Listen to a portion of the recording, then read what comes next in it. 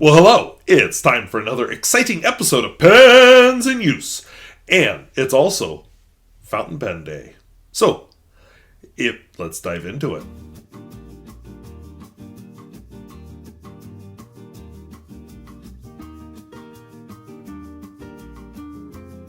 If videos like this interest you, where I talk about fountain pens both new and old and at all price points, I would invite you to subscribe. And hey, what brought you into this obscure hobby?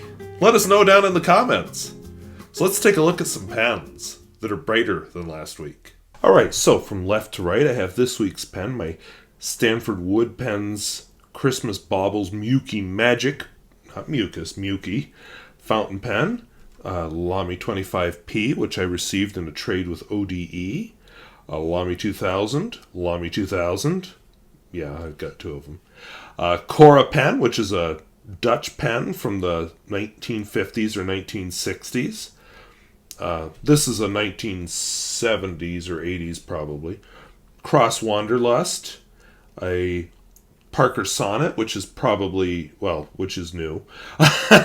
And an Aurora 88, which dates from either the late 1940s to the early 1950s.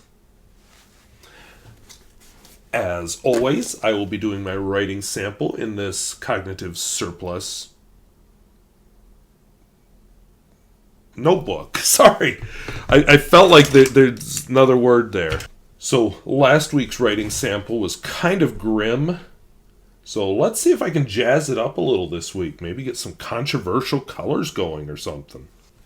Alright, so my first pen is this Stanford Wood Pen's Christmas Baubles Miyuki Magic pen.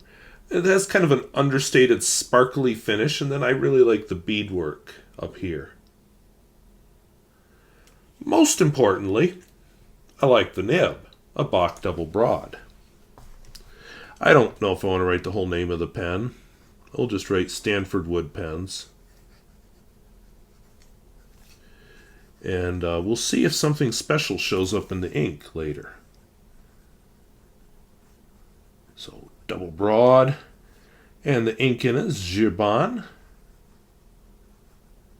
Blue Ocean.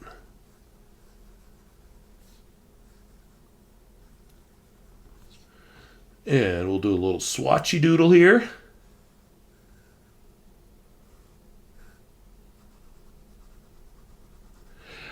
This ink is one of Herbin's Sparkly Ink series. I've mentioned before I don't care for sparkly inks. How do I know I don't care for sparkly inks?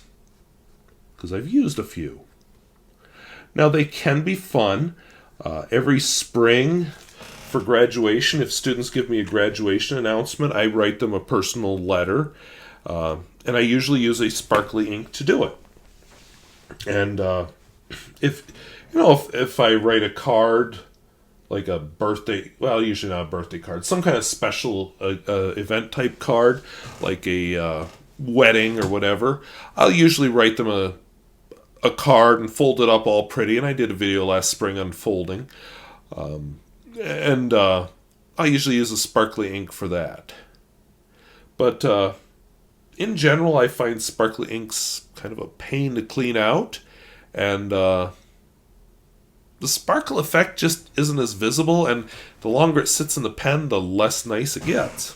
So I think this is dried long enough. Let's see if we can see some sparkles. So it should have, I think they're gold sparkles. Of course, in this preview, I can't really tell if they're showing up or not. So I could be wasting my time here. But anyway, sparkly ink. How do they make the sparkles? Basically, they put glitter in it, only smaller glitter. So, do not put it in your sack-filled pens or your pens that are difficult to clean, because you will hate yourself. Alright, my next pen is a Lamy 25P. I did a nib transplant on this pen after I got it from ODE. I happen to have...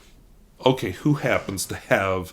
But I happen to have a Lamy 2000 medium oblique medium nib floating around. And I thought, That'll be more fun than the nib that's on here, which was just a plain old steel, fine or extra fine. So I did a nib swap.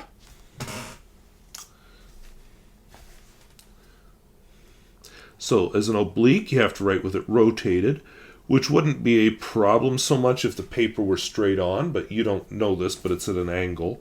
So I'm extra rotating, and it feels funny to me. But all the other pens feel good this way, so we're just going to keep going with it. So this is an oblique medium. The ink in it is Rohrer and Klingner. This nib could actually almost be a daily writer type of nib.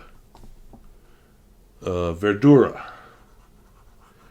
It's fine enough to work for most purposes, and it just has a little bit of fun character. So, yeah, I don't know why I didn't use it as a daily writer, except, somehow the fine just seems to suit my purposes better. Of course, with a medium, the oblique character is not as obvious. And oblique means if this is your nib, it's supposed to be slanting out, he's cut at an angle.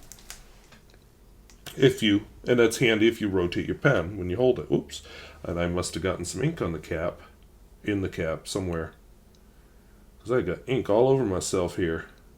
Yeehaw. Have to figure that out. Oh, huh. All right, we got a problem. Somewhere we got an ink leak inside the pen. Yay! So, the dubious joys... Ooh, and it's leaking there, too. All right! The dubious joys of fountain pen ownership. See, I'm going to talk about hobbies later. Normal people would be like, well, that's a stupid pen. I'm not going to put up with that. And those of us who love fountain pens are like, oh, baby, let me fix you. You just saw it. So, my next pen is a Lamy 2000 with a fine nib on it. This is an oh, baby, let me fix you, and I think I have. Because it was very wet and very let's leak all over. And I think the feed was just not set properly. So the ink in it is Pelikan 4001 Brilliant Black. See, what I've always liked about the Lamy 2000 is this is a pen design that just disappears in your hand. You don't think about the pen while you're writing, you just think about the words and you write. When I visited with Pierre Gustafson this summer, he talked about how certain pens are good if you're writing a long, angry letter to somebody, and others are more romantic. And I'm just like, yeah, I prefer not to be thinking about the pen at all. I enjoy a fountain pen, and part of what I enjoy about them is they disappear in my hand. I don't think about them while I'm writing. Although, obviously, I would be thinking about this puppy. So, I don't know if it's done that before, so I'm going to have to look at it. I had it apart today, not today. Anyway, this week to check some stuff about it, and I may have disrupted something. Basically, I was doing an investigation of feeds because I thought that's what was wrong with this pen. Turns out no, but anyway, moving on. This pen is another Lamy 2000, but with a very different nib, and definitely a much less worn exterior. Because I don't ink this one up as often. It's a fun one to ink up, I just don't do it as often. This is another Lamy 2000. And you can see the difference. This one has a broad nib on it. And the Lamy broad is a very stubby nib. And actually, I'll tell you what I was thinking. So I was wondering if maybe I had like a feed more adapted for a broad in this fine. Give me a couple days to be sure I fixed it, but I think I fixed it. I think it was just seated improperly. Oh, why do you have to do that? Because I love them. So the ink in this is Black Swan in English Rose.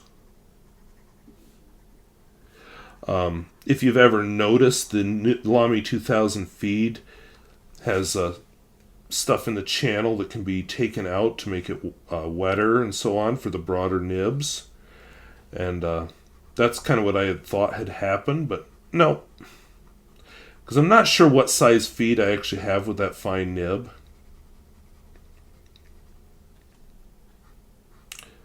But anyway, it's been behaving since I worked on it. So I think it's fixed. And this one seems to be behaving just fine. So I got something out of adjustment when I put this one together. This one's a lot harder to put together because you remember the 2000 has these ears that are used to, so when the cap grabs them when it caps. This has ears also, but they're held in place by like a rubber washer with 2 holes in it. And I don't know, it feels like this top isn't going on, the barrel isn't going on the whole way. So I feel like there's something I got off when I did that. My next pen doesn't look like much, but this is kind of my jam with vintage pens. It's a 1950s or 1960s Cora from the Netherlands. A little bit smaller pen, but a lot of the vintage pens were. The nib, I expected to find a Bach nib, and it might be a Bach, but it's not branded as a Bach.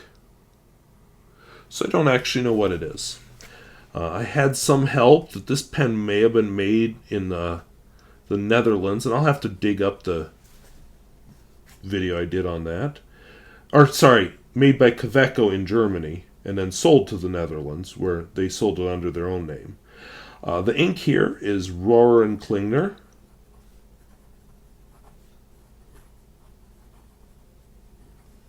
And this one is Bleu Mare.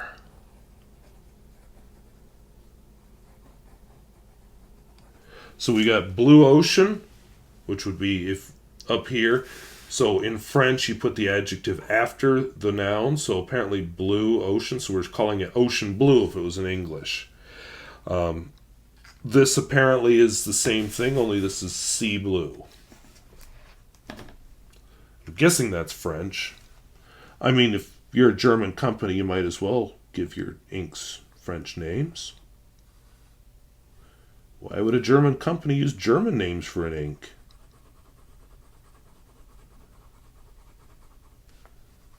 And German doesn't do that with their nouns and adjectives. They just do it in the same as English. But then again, English and German have a family relationship. So does French and English if you study the history, but let's not go there. I'm not a linguist. My next pen, a fun one I reviewed this summer. I bought it. This is one of the ones I bought last spring, and so glad I did.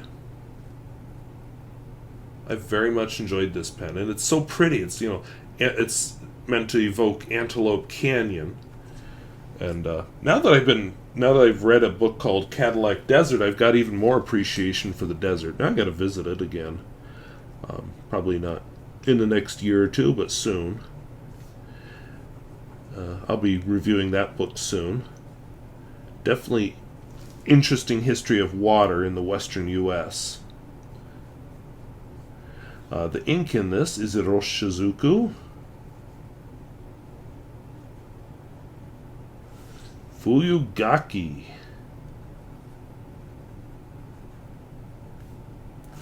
I just want to double check my spelling.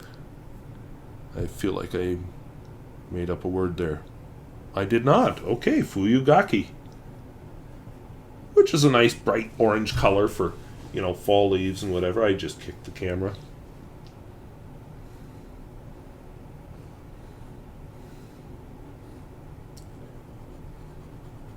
So, yeah, hopefully you're seeing some more cheerful colors. The Black Swan in English Rose, which I stopped at the word English, I just noticed, may not be a bright color, but I think it's a very attractive color. So we'll give it a pass. And I have to have my black. I mean, I write a lot with black. So we'll put a rose up here.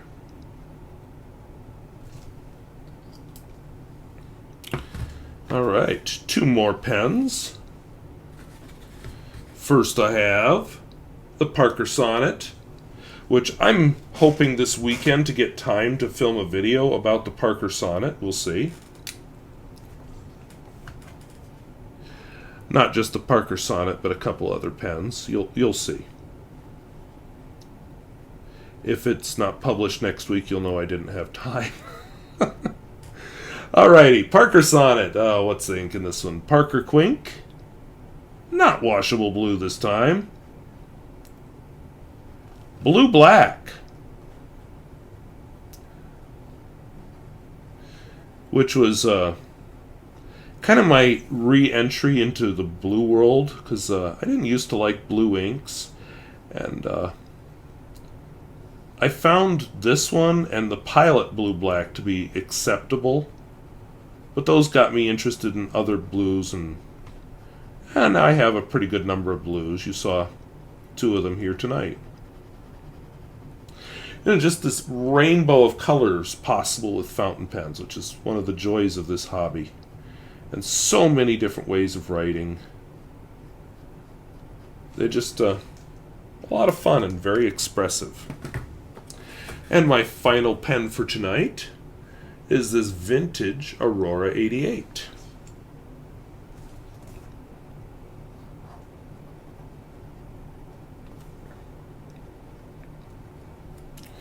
So the ink in this one is Pelikan. And this is a kind of pen that, again, would be an excellent daily writer. I enjoy writing with this one. This one also disappears in my hand. This one doesn't travel as much, mainly because they're not making any more of these. So if something happens to it, that's all she wrote. So it's more likely to stay at home. But I do enjoy writing with it here at home.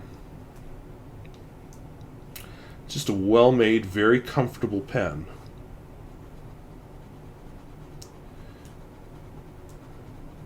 And it's got a fun nib on it.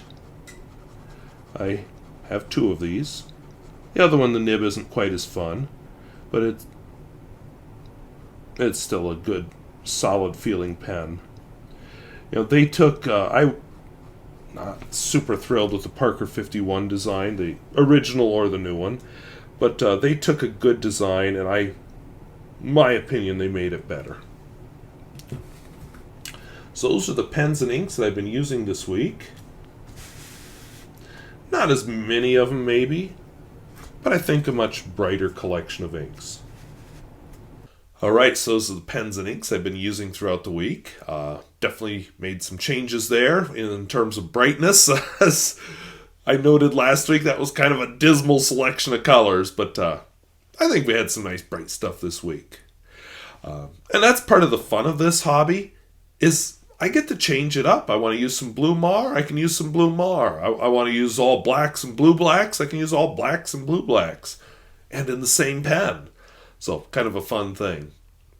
So, happy Fountain Pen Day, November 5th this year. It's always the first Friday of every year of November every year. So, this year happens to be November 5th. I think it's fun celebrating a writing instrument. I have been using fountain pens since I was about 9 or 10 years old. So, I'll give you a short synopsis of my story. You might have heard this before if you've been a long-time viewer. So I've always been a writer. I've always enjoyed writing instruments. I've always enjoyed stationery.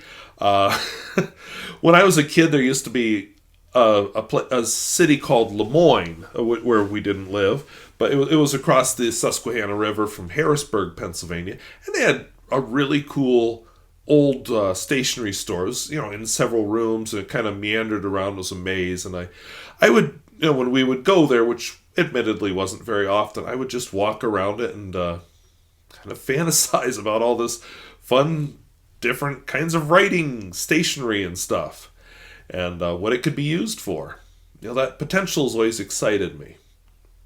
Anyway, when I was 9 or 10 years old, we got a catalog in the mail. Because remember, this is the 80s. We didn't do internet back then. Got a catalog in the mail, and I don't remember the name of the store. It might have been Fountain Pen Hospital or somebody else. But they were selling pens. And most of the pens in the catalog were fountain pens. And I had never heard of such a thing. And I tried to get my parents to explain. You know, my little kid brain, of course, is picturing like a fountain of ink and stuff. But I tried to get my parents to explain it, and the explanation just did not compute up here. And I spent forever I loved paging through that catalog and fantasizing. You know, I wanted a Parker Duofold so bad. I don't know, 38 years later, I did finally get one. But I just was amazed by them. And, you know, the prices. I liked the looks of the Pelikans. I remember that. There were a lot of pens I liked in there. And could I afford any? Oh, heck no. I was like 9 or 10 years old. So there was one or two that were within my range. One was a Schaefer of some kind. The other was a Parker Vector. But how does a little kid order online? Well, there was no online back then. How does a little kid order through a catalog? He doesn't. So, I did happen, though. We were down in Harrisburg one day at the at the Colonial Park Mall, and stopped in a store that I don't imagine is there anymore. It was called the Newsstand or News Center or something. I remember it had a huge section of magazines, a small section of books, a section of stationery, and a section of party supplies. And, of course, in the stationery, I found a Parker Vector. And do I have a sample Parker Vector laying here? Of course I don't while I tell this story. But we'll live. And I bought it for, I want to say it was $3.99 or $4.99, something like that. And took it home. And one of the things I immediately was disappointed with is it came with cartridges of Parker Quink Washable Blue. I really wanted a pen that didn't need cartridges. I'd wanted one of those that you could just fill from the bottle. But those were out of my range. And the other thing, back then I did not like blue ink. I did not like it in ballpoint pens, did not like it apparently in fountain pens. I did not like blue ink. And so I was just let down. But the next time we were in Harrisburg, I picked up a package of Parker Quink Permanent Black, because as it was called back then, and was much happier with that. And I wrote with that pen for many years. I probably at first cleaned it more often than it needed to be cleaned, but I was happy with it. Somewhere in my teens, I picked up a converter for it so I could refill it from a bottle. For a little while there, I used Penman, was it called Onyx? Whatever their black ink was. But basically Parker Quink Permanent Black. Somewhere along the lines, I picked up a Parker Frontier and a Cross.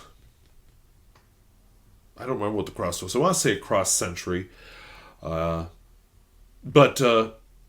I just would write with fountain pens. In college, taking most of my notes with fountain pens.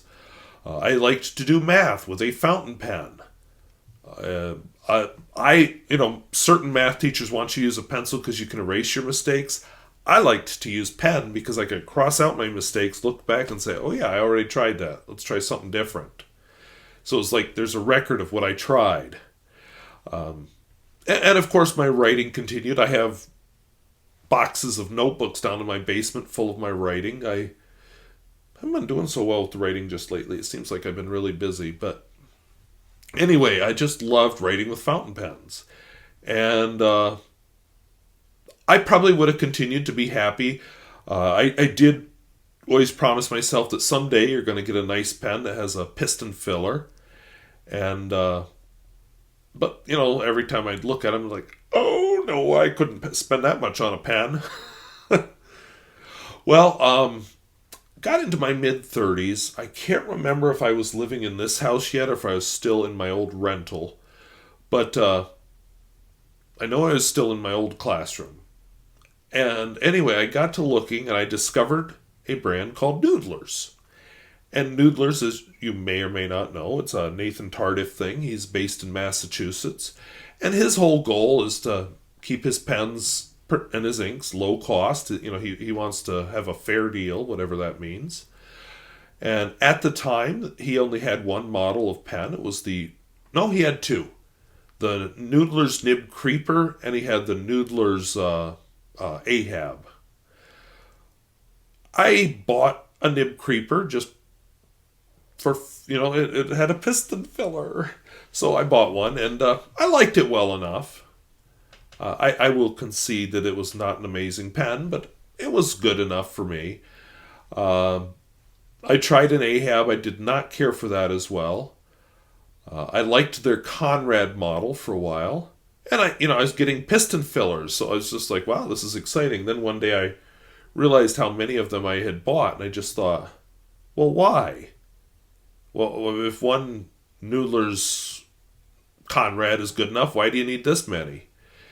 And so I quit doing that, but by then my taste had been engaged, and I started branching out into other pens. And, I don't remember what all I bought.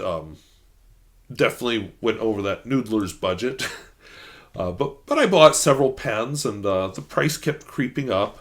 One of the pens I bought was the Lamy 2000, which you saw tonight. But somewhere along the line, I just... In fact... Oh, boy. I couldn't tell you exactly when. I've had this channel since 2007, because I'm headed toward this channel. Somewhere along the line during my time with this channel, I entered a contest, and I'd already been buying fountain pens, but I entered a contest to win a Noodler's Nippon set, and there were a bunch of different prizes. I didn't think I'd win, but I thought, what the heck. And you had to enter some art, a video of art, and you can still find it on YouTube. I won't make it easy for you by linking to it, but it's really bad. It's basically me holding my iPad in one hand while I attempt to draw with the other hand. And I'm basically describing what I would like for the cover of a book. And entered, and to my surprise, won. No, not first place, but I won one of the prizes. Well, because I was one of the few who entered. Almost nobody entered. So everyone who entered won. So I got a Noodler's Nippon set before they were released. I got a Noodler's Conrad or two, and I got a whole bunch of spare parts for Noodler's pens, and a personal note from Mr. Tardif himself. And anyway, about that time, people were talking about the Nippon set and what was speculating what's it going to be like. And, well, I had one in my hand. And I had considered and even started to film a few videos before, but nope, don't want to do it. But about that time, Stephen Brown had done a video on why aren't you doing video reviews? And I felt inspired enough to do a Noodler's Nippon set video. And I got about, right away, around 3,000 views, which for my channel was unheard of, because I think I had maybe 50 subscribers back then. Nobody watched my channel, because I've posted infrequently, and I wasn't that good, and yeah. And I wasn't very good then either with the Noodler's Nippon set. But I'd found a market because this was a product people wanted to see and hear about, and even though I wasn't very good, here was somebody actually showing one in the flesh. So that was my first pen video, and then I started doing more pen videos. And eventually I got into kind of a once-a-week schedule. As I got more subscribers, it got to be kind of fun. I got to recognize certain names in the comments, and got to hear from same people regularly. Some of you are still out there. Some of them have abandoned me for greener pastures. But anyway, that's continued, and after a few videos, and again, at first I filmed with the iPad. First I would set the iPad up facing me, filmed me talking, and then I'd do the writing sample, holding the iPad in one hand and writing with the other. And I said, this is stupid. you have better equipment than this. Because I'd also been watching Matt Armstrong, who has since stopped doing videos. And one of the things about Matt Armstrong is he had very, very quality videos, very professional. He did his own music, and he had studio lights, and he had good cameras and everything. And I thought, well, you have a Canon 5D Mark II. So I started filming with the Canon 5D Mark II. And yeah, that really improved the quality. I tried several different sound options, including lapel mics and a boom mic, and eventually at some point settled on this Blue Yeti that I use right now. But yeah, really helped the quality. And, with the tripod, with this, I would have to kind of straddle it and work around it, but I could write around the camera. At some point, I figured out that, you can also use your video editing software and rotate the video 180 degrees, which is what I do to this day, and then you don't have to straddle the tripod to write. So I learned a few things over the years. Eventually, I settled on this camcorder, and for a while, I recorded standing in the doorway to my kitchen. Then I started filming closer to this bookshelf. Then I moved downstairs for a while and filmed in front of a green screen. That was an interesting experiment, especially getting the color right. But the thing with the green screen is I had this vision of using it and being able to interact with what's on the screen, but I never did. So I got tired of sitting down there in the cold editing videos, and there's always that fear I'm going to drop a pen during this and break it.